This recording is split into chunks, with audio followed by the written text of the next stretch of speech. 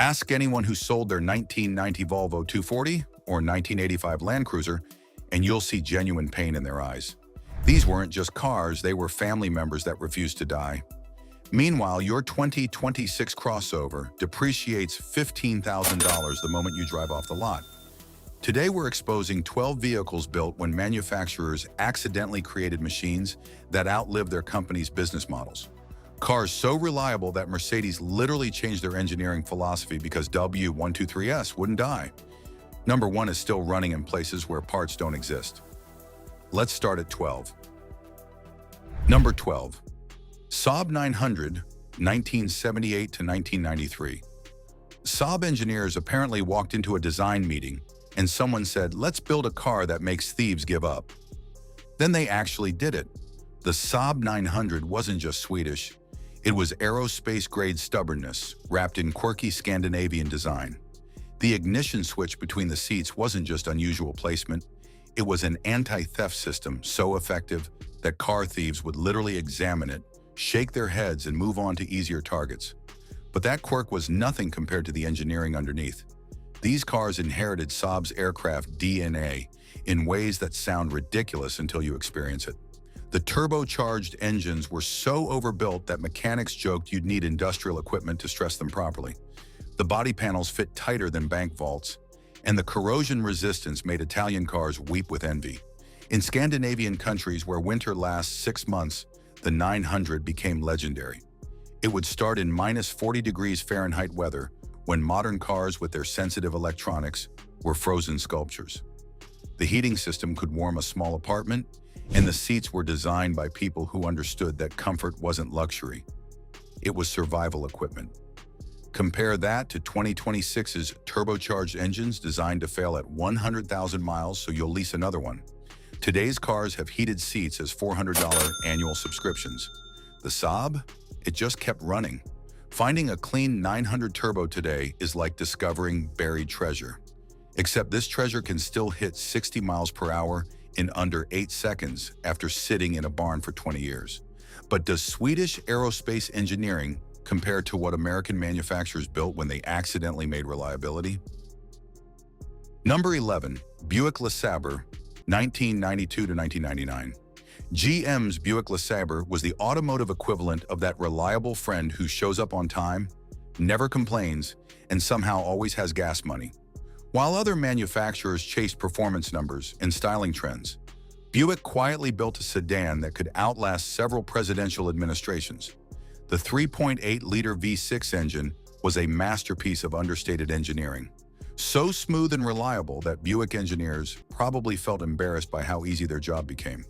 This motor was basically agricultural equipment disguised as automotive technology, designed to run forever on nothing but regular unleaded and occasional oil changes. Here's where it gets interesting. These cars developed a cult following among taxi drivers and traveling salesmen, people who literally lived in their vehicles. A LeSabre could hit 400,000 miles while still having enough life left to teach younger cars about persistence. The ride quality was so smooth that passengers joked about needing Dramamine for the isolation from road imperfections. The seats were designed by people who understood that American highways were measured in thousands of miles, not city blocks. Consumer Reports consistently rated the LeSabre as one of the most reliable vehicles ever tested. Insurance companies loved them because they rarely broke down. AAA loved them because they rarely called for service. The only people who didn't love them were mechanics, because LeSabre owners rarely needed their services. Compare that to 2026's direct-injected turbos with carbon buildup requiring $1,500 cleaning every 60,000 miles. The LeSabre just needed oil changes. These became the unofficial vehicles of America's seniors, not because they were slow, but because they were smart enough to recognize genuine quality. But does American simplicity compare to what Mercedes built when they forgot they were supposed to make profit? Number 10. Mercedes-Benz W123, 1976 to 1985. In the late 1970s, Mercedes-Benz committed what can only be described as corporate insanity disguised as engineering excellence. They over-engineered a car to such absurd degrees that accountants are probably still having nightmares about the spreadsheets. The W123 series wasn't just built to last. It was constructed like Mercedes expected it to survive civilization's collapse while still delivering passengers safely. These cars were so ridiculously overbuilt that Mercedes engineers reportedly used twice the necessary steel in critical areas just because they could. The doors weighed as much as modern car hoods. The body panels were thick enough to deflect small projectiles. In Morocco, these mechanical immortals are still running taxi routes with over 600,000 miles on original engines. That's not a typo, 600,000 miles. The secret? Mercedes threw money at quality like accountants didn't exist. Every component was tested to destruction, then redesigned to be stronger. The legendary OM617 diesel engine was so understressed that highway speeds felt like leisurely warm-up exercises. Here's the beautiful irony. Mercedes lost money on every W123 they sold.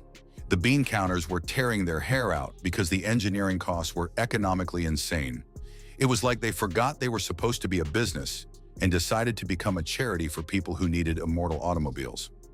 Compare that to modern Mercedes with $8,000 air suspension failures at 80,000 miles and electronics that require dealer-only diagnostics. After the nuclear apocalypse, there will be cockroaches, Keith Richards, and W123 Mercedes still puttering along. But does German over-engineering compare to what Honda built when they obsessed over perfection? Number 9. Honda Accord, 1986 to 1989.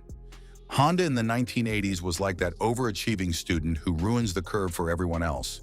While American manufacturers were cutting corners faster than NASCAR drivers, Honda engineers were having meetings about meetings to discuss the optimal thread pitch for seat adjustment screws. The third-generation Accord emerged from an era when Honda's philosophy was brutally simple. Build it right the first time because warranty claims are dishonorable. These engineers would literally lose sleep over a squeaky dashboard, resulting in a mid-size sedan that could survive anything short of a direct meteor strike. The engines were masterpieces of mechanical simplicity. The fuel injection system was so straightforward that shade tree mechanics could understand it after a weekend workshop. No complicated computer systems, no 17 different sensors waiting to fail. Just pure mechanical efficiency that shifted like Swiss timepieces. Owners routinely reported hitting 300,000 miles with nothing more than oil changes and occasional timing belt replacements. The attention to detail was borderline obsessive. Door hinges over-engineered to absurdity, weather stripping designed to last decades, and cup holders tested for 100,000 insertion cycles. In developing nations where cars are driven until they literally disintegrate, these Accords are everywhere. Cuban mechanics call them forever cars because they've witnessed them survive conditions that would kill military vehicles. Compare that to modern Hondas with turbocharged engines requiring premium fuel and CVT transmissions failing at 80,000 miles. When something finally breaks after 400,000 miles, the parts are so simple you can fix it with basic hand tools and determination. But does Honda's obsessive perfection compare to what Jeep built as a motorized declaration of war? Number 8. Jeep Cherokee XJ, 1984 to 2001.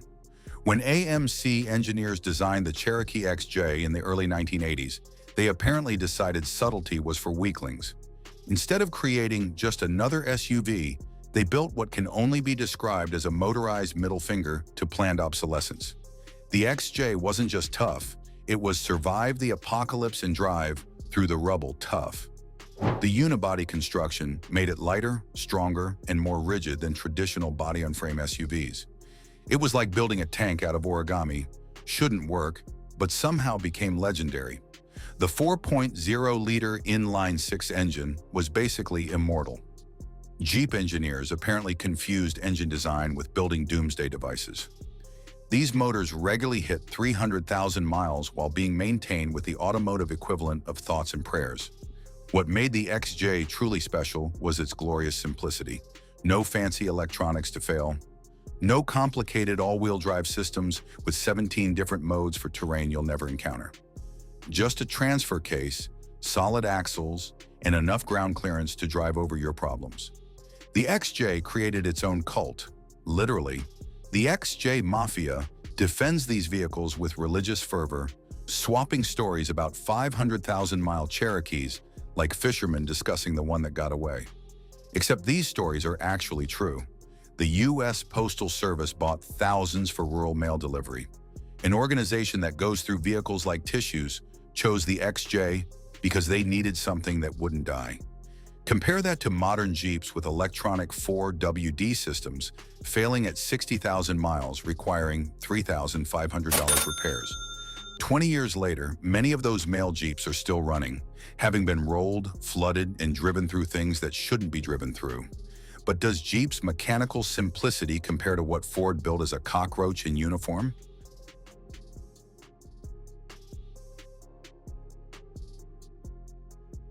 Ford's Crown Victoria was the automotive equivalent of a cockroach wearing a police uniform. When Ford engineers designed this beast, they apparently asked themselves one crucial question. What if we built a car that could survive being driven by the worst drivers in America 24 hours a day for years on end? The Crown Vic wasn't just a car. It was a mobile fortress designed to withstand abuse that would make other vehicles surrender. Police departments didn't choose it for speed or agility. They chose it because you could drive it into a brick wall, reverse out, and chase bad guys without missing a beat.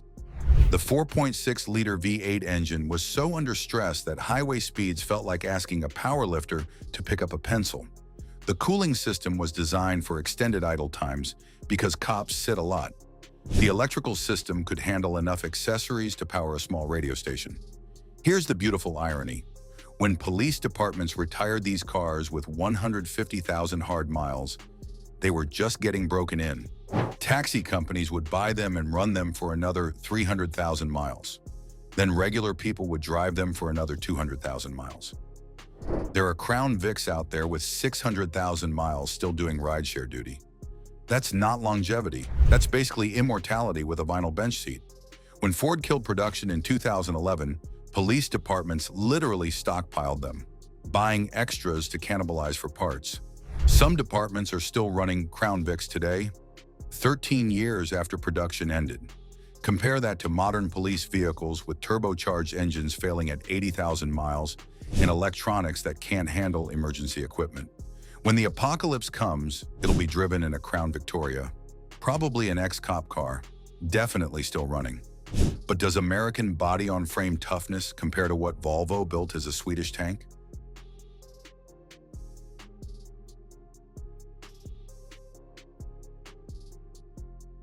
In 1974, Volvo engineers attended a meeting where someone said, "Let's build a car that's safer than a bomb shelter and more reliable than gravity." Then they actually did it. The Volvo 240 wasn't just built to last. It was engineered to outlive your children, your grandchildren, and possibly several minor civilizations. The 240's design philosophy was beautifully simple. Make everything 3 times stronger than necessary, then add more metal just for safety. The result was a car that looked like a refrigerator on wheels, but had the structural integrity of a bank vault.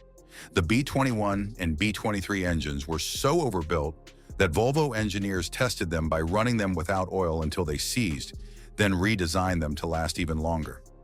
These motors regularly hit 400,000 miles with basic maintenance.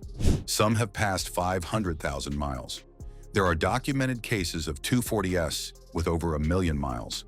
The genius was in the simplicity. While other manufacturers were adding computers and complexity, Volvo stuck with what worked.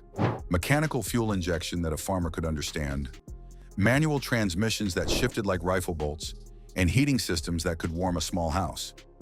Volvo 240S became the unofficial car of anti-car enthusiasts. People who don't care about speed, style, or status, but just want something that will start every morning until the sun explodes. Compare that to modern Volvos with Chinese ownership, touchscreen everything, and $6,000 census system failures. In Portland, Berkeley, and Burlington, beat-up 240S are basically political statements on wheels. Scientists studying longevity should probably start with Volvo 240S. But does Swedish tank engineering compare to what France built for African immortality?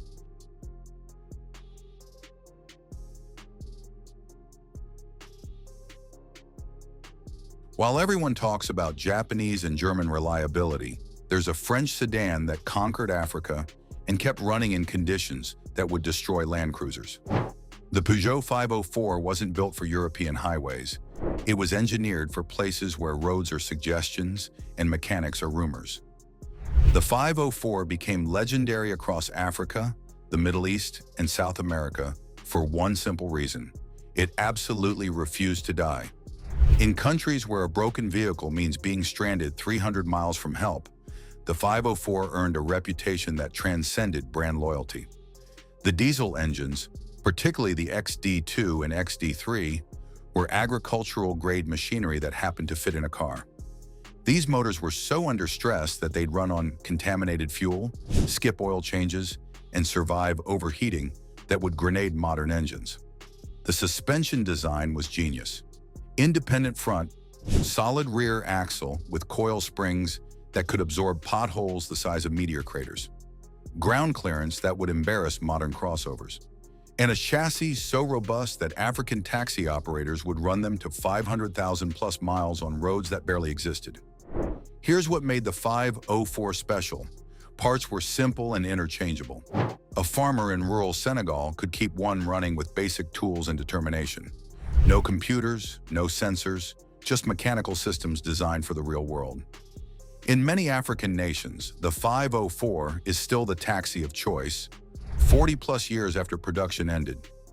Think about that while your 2026 EV needs a software update to start.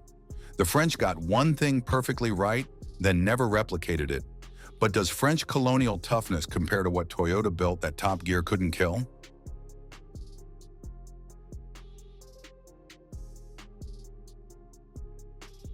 Toyota in the 1980s looked at American pickup trucks breaking down and said, "Hold our sake."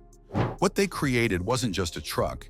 It was the automotive equivalent of that friend who never gets sick, never complains, and somehow shows up to work during Category 5 hurricanes. The Toyota pickup redefined what built to last meant. These trucks were so legendarily indestructible that BBC's Top Gear literally tried to kill one. They drowned it in the ocean, set it on fire, dropped it from a crane, hit it with a wrecking ball, and placed it on top of a building that was then demolished. After all that torture, the damn thing still started. The secret was Toyota's philosophy of Kaizen, continuous improvement taken to psychotic levels. Every weak point discovered in testing resulted in a redesign. Every warranty claim was treated like a personal insult to the engineer who designed that part. The 22R and 22RE engines were masterpieces of simplicity and over-engineering. They made decent power, sipped fuel, and absolutely refused to die. Timing chains instead of belts, simple fuel injection, and cooling systems designed for Death Valley while towing a house. These trucks became the Swiss Army knives of the automotive world. Need to haul concrete? No problem. Cross a river? Sure thing. Survive a war zone? Actually, yes. These trucks became the unofficial vehicles of conflict zones worldwide because they simply wouldn't stop running in places where automotive parts are rarer than unicorn tears. Compare that to modern Tacomas with $8,000 frame replacements and electronics everywhere. Toyota pickups keep going with maintenance consisting mainly of hope and occasionally hitting things with hammers. But does Japanese immortality compare to what Chevrolet built before electronics took over?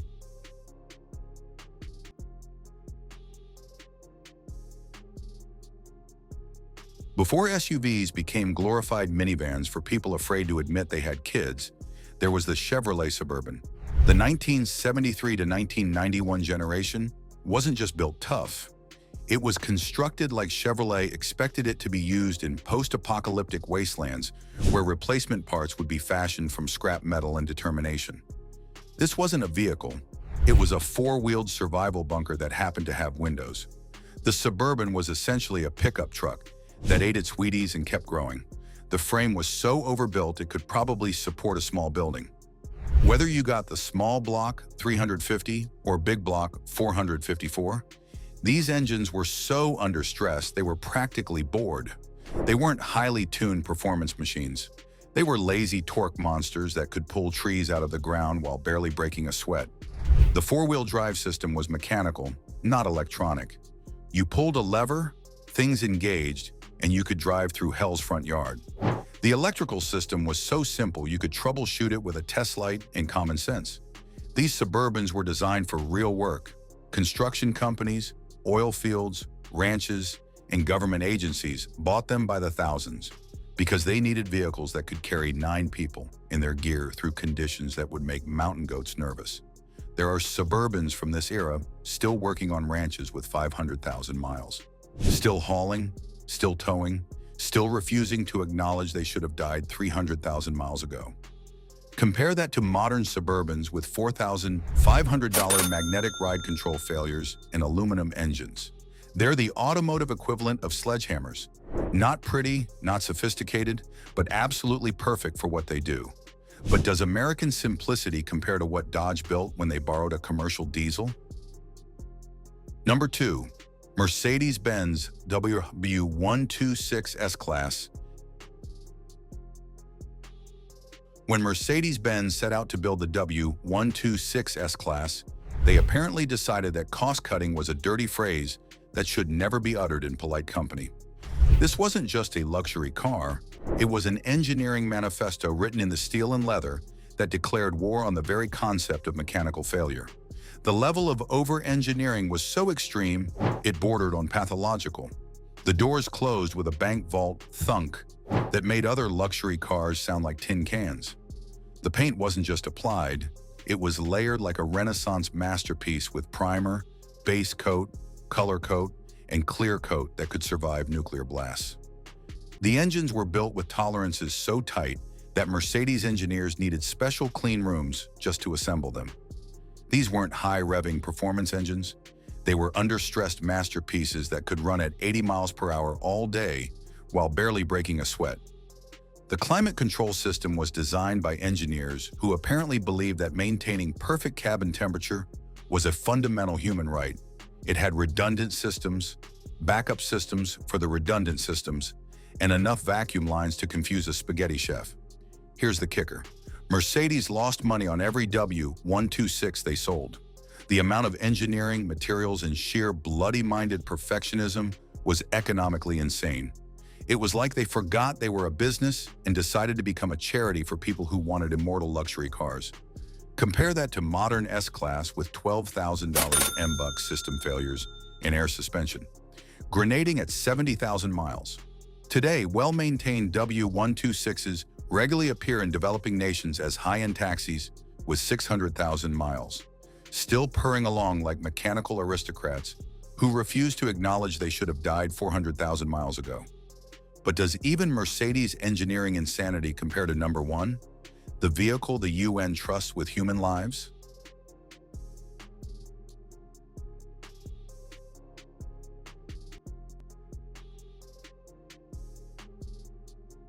At the top sits the Toyota Land Cruiser 60 series, and honestly, nothing else even comes close. This wasn't just built to last forever. It was engineered to last forever while crossing the Sahara, fording rivers, and climbing mountains that would make billy goats nervous. Toyota didn't just over-engineer the Land Cruiser, they apparently engineered it for a different planet where the laws of mechanical failure don't apply. The FJ60 and FJ62 were the culmination of decades of Toyota learning what breaks in the most hostile environments on Earth, then designing those problems out of existence. The straight-six engines weren't powerful, but they were essentially agricultural equipment masquerading as automotive engines. These motors were so under stress that highway speeds felt like asking a sumo wrestler to lift a coffee cup. They regularly hit 400,000 miles. Some have passed 600,000. There are documented examples with over 1 million miles still running on original internals. Every component was designed assuming it would need to work in places where the nearest mechanic was 500 miles away, and the only available tools were rocks and determination. The manual transmission was so robust, it could probably be used as a boat anchor. What really set the 60 series apart was its role as the UN's vehicle of choice for the world's worst places. When humanitarian organizations needed vehicles that absolutely, positively had to work in conditions that would make Mad Max cry, they bought Land Cruisers. These trucks have been through wars, natural disasters, and humanitarian crises on every continent. They've been shot at, blown up, rolled down mountains, and submerged in rivers. And they keep running. The simplicity was beautiful. Manual everything, no computers, no complex electronics, just mechanical systems that could be fixed with basic tools and determination. Compare that to modern Land Cruisers with $8,000 kinetic dynamic suspension failures and 47 electronic modules. Toyota lost money on every Land Cruiser because they refused to compromise on quality. Today, finding a clean FJ60 or FJ62 is like striking gold, except gold is softer and less valuable. These trucks have transcended mere transportation to become symbols of mechanical immortality. Thanks for watching. 12 cars proving that when engineers were allowed to build without accountants interfering, they created automotive immortality. These weren't just vehicles, they were protests against the very idea that things should break. While your 2026 crossover calculates its own planned obsolescence, these machines keep running in places where repair shop is a laughable concept. Hit subscribe for automotive truth that dealers won't tell you. And remember, they literally don't make them like this anymore. Not because they can't, because they won't. Your wallet knows the difference.